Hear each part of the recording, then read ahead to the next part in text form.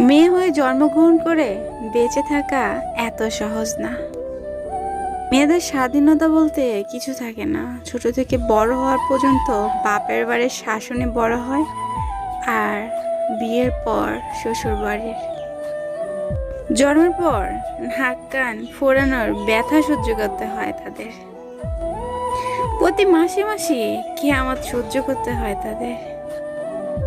একটু বড় হলেই হাজারটা বিয়ের প্রস্তাব রিজেক্ট করে নিজের পায়ে দাঁড়ানোর চেষ্টা চালিয়ে যেতে হয় তাদের।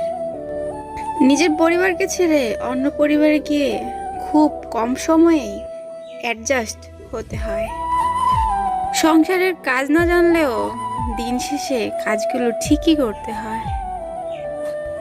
মা হওয়ার কষ্টের কথা নাই বললাম, যেখানে একজন সাধারণ মানুষ 45 জেল ব্যথা সহ্য করতে পারে, সেখানে মা হওয়ার সময় এর চেয়ে অধিক ব্যথা সহ্য করতে হয়।